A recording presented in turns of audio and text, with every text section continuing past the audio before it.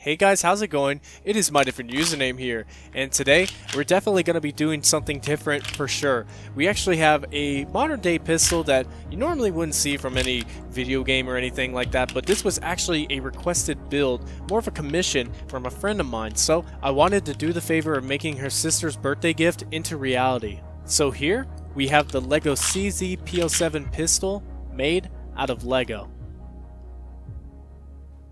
So, the CZ P07 is the compact variant of the original CZ75 pistol and was introduced to law enforcement as well as the civilian market in 2009. And this weapon has seen a few modifications later on, like cutouts in the front of the slide, improving the design very slightly in 2014.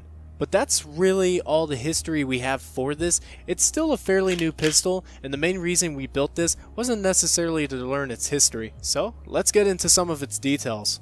Starting off with the grip area, we can see it has a very interesting design on both sides, and I try to imitate this from the real life version as well as possible, using some headlight bricks and wedge pieces to follow the pattern. As well, the trigger guard here is a lot bigger than most normally are, but even with this small grip size, it still does fit well enough and overall feels really secured even while holding. The whole grip is even large enough to accept the standard 15 round magazine from CZ, which features a few cut holes here and there, as well as the 9x19mm cartridge sitting on top of the magazine, with a reinforced spring plate on the bottom. And most of this pistol frame is relatively based off of my Glock 17 model, so it works with the same type of magazine release system operated by a pen spring that you can see right here. It even makes a very satisfying click when engaging. And on top of the grip area, we have our ambidextrous decocker and safety/fire switch. When you see red, it means that it is now officially in fire mode, and to go back into safety, simply cover up the red. And it's really cool to get the two ends to manipulate with one another, but that's about as much as that can really do, because it actually has no effect whatsoever on the trigger or the hammer in the slightest. To top it all off, it even has a little ring slot below to fit a little lanyard through as well. How neat. Moving up to take a look at the slide itself, we can see that there's actually a front area to this, and there are two versions to this slide, one with cuts and one without. And my model just doesn't necessarily have cuts, but the pieces used almost resemble the form of the cuts in a sense, while still being smooth like the duty version. In the back, the hammer lines up with the fire pin channel, and with every slide back, we can reset the hammer each and every time.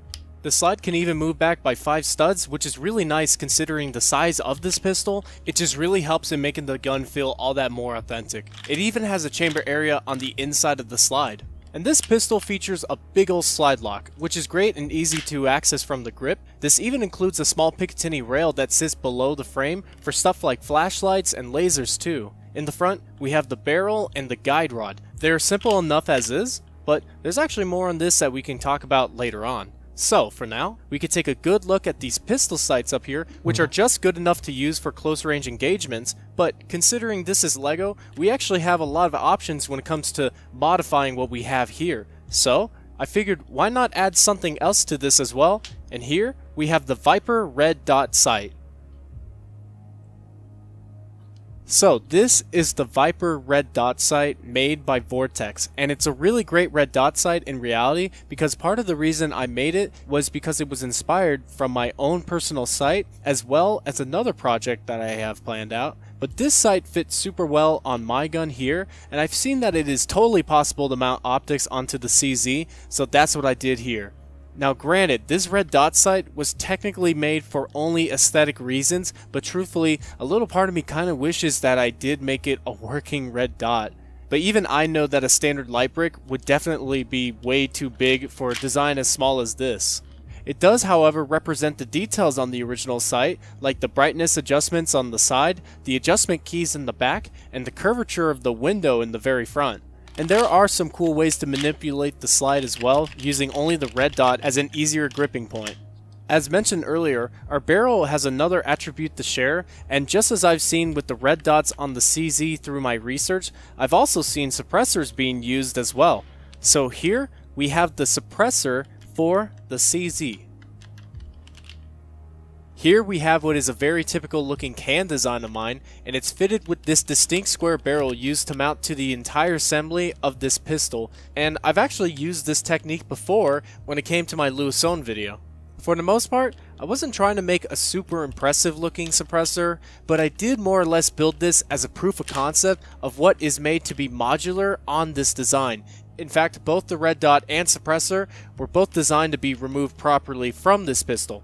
Like with the red dot, a simple 2x3 plate is lifted off to release the entire mount, and simply setting the original iron sights back in is no issue at all. And now, the pistol has a more spy aesthetic to it rather than the tactical setup we had earlier. But the process to remove the suppressor isn't as simple, but isn't also much more difficult either. And from the sides, pinching it upwards, you could separate the... You could carefully take apart the chamber from the lower grip. And now, we have full access to the barrel portion, and it can be snapped out of place to go and fit its original non-threaded barrel piece instead. And then can be sandwiched back together to secure the whole barrel and slide, bringing us our original form of the CZ P07 once again. So, in conclusion, the CZ P07 maybe doesn't get its name out there too much, but there is something to be said about the real-life version and my LEGO model. Both are very competent in what they try to achieve, and this pistol feels so well balanced, not only from the ergonomics, but all the way to the small details that completely surround this weapon at every single angle. It's even really robust, more so than my older Glock model, which definitely puts this pistol as one of my favorite modern pistol designs overall, and it feels better to know that this will actually be given away as a gift too, to someone who will truly appreciate it. So I thank my friend for requesting this commission to me in the beginning. If it wasn't for her, I would have never even known how cool of a gun this would have even turned out to be, and I hope this has impressed you as well as it has impressed me.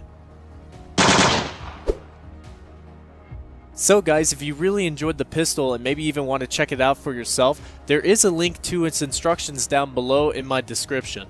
Also, if you guys aren't subscribed, I would definitely recommend to subscribe if you want to see more LEGO weapon content later in the future. I definitely got a few surprises coming up as well. Like, favorite, and comment if you guys have enjoyed, and as always, thanks for watching.